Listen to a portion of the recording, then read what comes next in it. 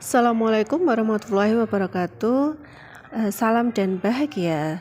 Saya Ani Rohmayanti, calon guru penggerak angkatan 9 dari Kabupaten Gunung Kidul dengan PP Ibu Iin Indrianti akan menyampaikan tentang aksi nyata modul 1.1 tentang penerapan pemikiran Ki Hajar Dewantara. Di modul ini saya akan menyampaikan tentang perasaan saya saat mempelajari modul dan saat melakukan perubahan. Pada saat mempelajari materi tentang pemikiran Ki Hajar, di sini saya merasa saya belajar banyak dan memahami pemikiran Ki Hajar Dewantara. Apa yang tidak dan belum pernah saya tahu tentang pemikiran Ki Hajar, akhirnya dapat saya pelajari di modul ini. Sebelum mempelajari tentang pemikiran Ki Hajar, saya juga merasa bahwa saya telah memperlakukan semua siswa itu sama. Saya tidak memandang kebutuhan dan karakteristik siswa. Akhirnya di dalam pembelajaran, saya melakukan pembelajaran dengan menyamaratakan seluruh siswa. Saya tidak melihat karakteristik siswa itu seperti apa, juga tidak memandang kebutuhannya. Saya juga merasakan bahwa pembelajaran yang saya lakukan itu masih berpusat kepada guru dan bukan berpusat pada kebutuhan siswa. Jadi apa yang saya lakukan di kelas itu sesuai dengan apa yang saya harapkan atau sesuai apa yang saya butuhkan di sana. Kemudian saya tidak menyampaikan atau tidak memberitahukan tentang kebutuhan siswa. Saya tidak memperhatikan kebutuhan siswa. Dalam pembelajaran saya juga merasa bahwa aspek kognitif itu lebih penting daripada aspek psikomotor dan afektif. Jadi di dalam pembelajaran itu saya merasa bahwa kepandaian kognitif siswa itu lebih penting dari segalanya, sehingga sebelum mempelajari pemikiran Ki Hajar saya lebih pada aspek kognitif. Setelah mempelajari tentang pemikiran dan filsafat pendidikan menurut Ki Hajar Dewantara, akhirnya saya memikirkan beberapa ide atau gagasan yang dapat merubah pembelajaran saya di kelas. Ide perubahan yang saya gagaskan setelah mempelajari pemikiran Ki Hajar adalah satu, memberikan kesempatan kepada siswa untuk berkembang sesuai kodratnya. Sebelumnya saya tidak pernah atau belum memikirkan kebutuhan siswa, sehingga saya tidak bisa mengembangkan siswa sesuai dengan kodratnya. Namun setelah belajar tentang Ki Hajar, saya bisa mengembangkan siswa sesuai dengan kodratnya.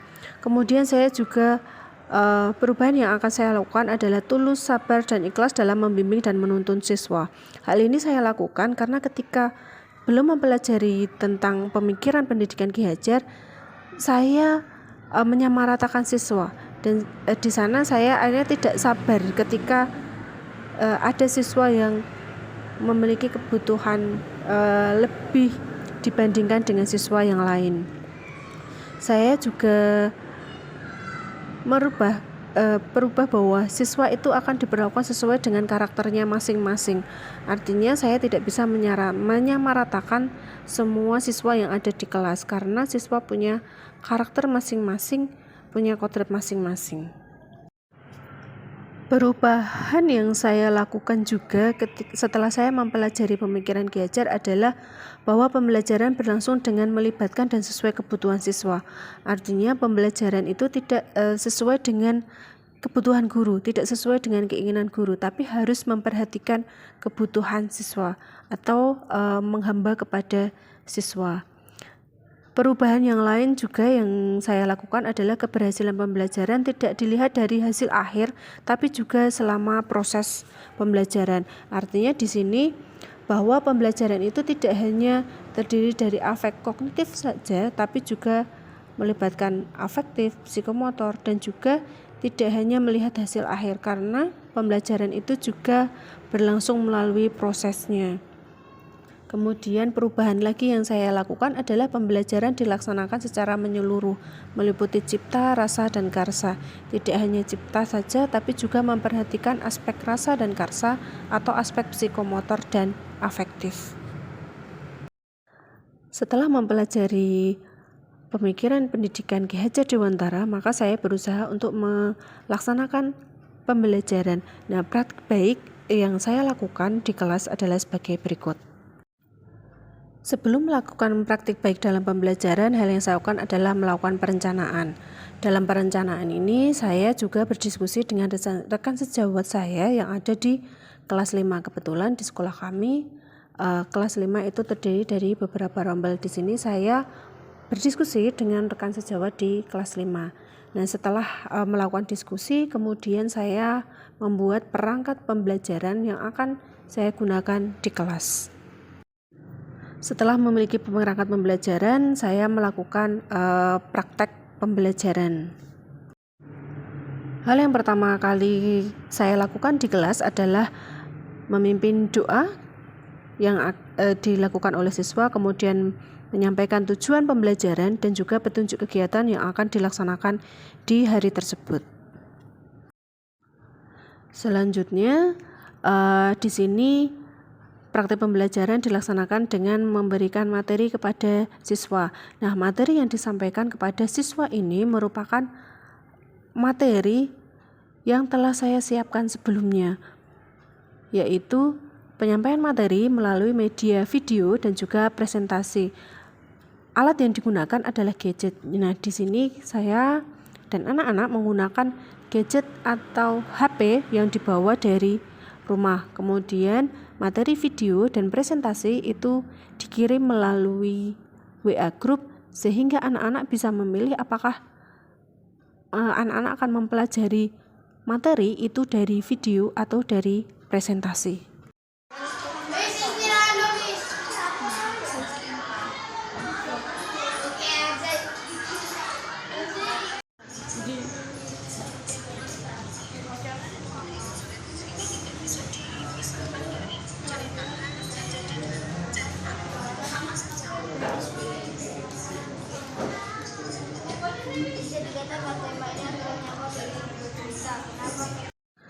Setelah para siswa menyaksikan video dan juga membaca materi yang disampaikan oleh guru, maka setelah itu siswa dan guru melakukan diskusi kelas untuk mereview atau menggali kembali informasi yang didapatkan dari melihat video dan juga membaca teks. Diskusi ini dilaksanakan di kelas dengan pertanyaan pemantik dari guru.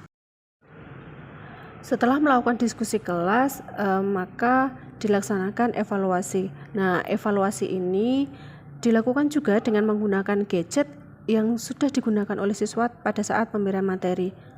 Namun, di evaluasi ini ada perbedaan, yaitu tidak semua siswa mengerjakan evaluasi yang sama. Jadi di sini guru menampilkan atau menyediakan 4 jenis evaluasi, yaitu tentang unsur-unsur intrinsik dalam cerita. Maka cerita yang disampaikan oleh guru untuk evaluasi ini ada 4 jenis cerita, yaitu cerita dongeng, fabel, jenaka, dan anak. Di dalam evaluasi ini, anak-anak diperkenankan untuk memilih LKPD atau evaluasi sesuai dengan keinginan mereka. Apakah mereka ingin menggunakan cerita dongeng atau fabel atau cerita jenaka atau cerita anak, sehingga tidak semua siswa mengerjakan soal yang sama dari cerita yang sama.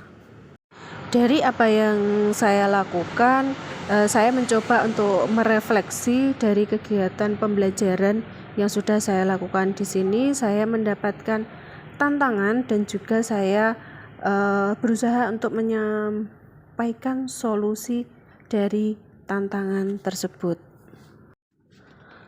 Tantangan yang pertama adalah tidak semua siswa memiliki gadget sendiri. Artinya tidak semua siswa bisa membawa gadget. Nah, solusi yang saya tawarkan adalah siswa menggunakan gadget milik sekolah atau kemudian digunakan secara bersama-sama. Kebetulan di sekolah ada laptop dan juga Chromebook yang bisa digunakan. Kemudian yang kedua, tantangan yang kedua adalah guru belum mengetahui karakteristik siswa, terutama gaya belajar siswa.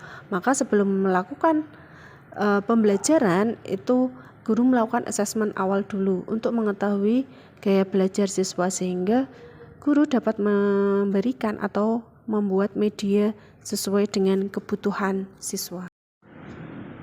Tantangan selanjutnya adalah dari hasil asesmen itu terdapat 2 gaya belajar.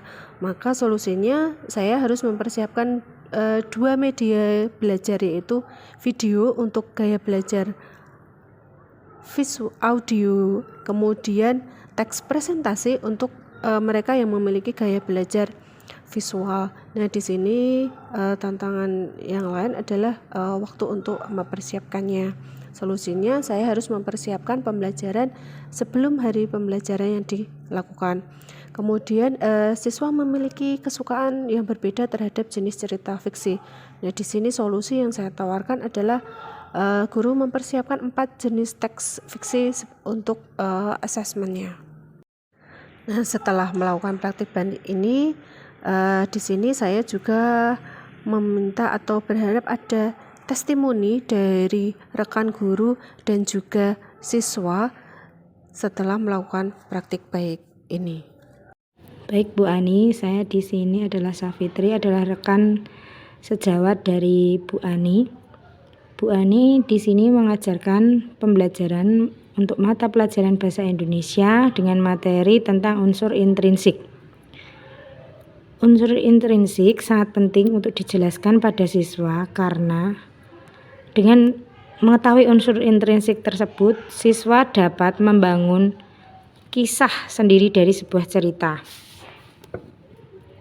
Siswa atau peserta didik memang harus mengetahui tema, alur, tokoh, latar, sudut pandang, gaya bahasa, dan amanat dari sebuah cerita. Pembelajaran yang dilakukan oleh Bu Ani sudah cukup bagus karena menggunakan TPACK berupa video, sehingga anak akan lebih tertarik dan lebih paham mana yang dinamakan unsur intrinsik pada sebuah cerita. Peserta didik akan lebih antusias dan lebih aktif lagi dalam mengikuti pembelajaran karena video yang ditayangkan oleh Bu Ani adalah video yang cukup menarik sehingga menarik minat siswa. Dalam penilaian, Bu Ani juga sudah menggunakan Google Form karena anak-anak di sekolah kami sudah menggunakan gadget. Dan gadget ini memang harus digunakan untuk hal-hal yang positif. Bu Ani sudah memanfaatkan gadget tersebut untuk pembelajaran dan mendukung pembelajaran di kelas. Terima kasih.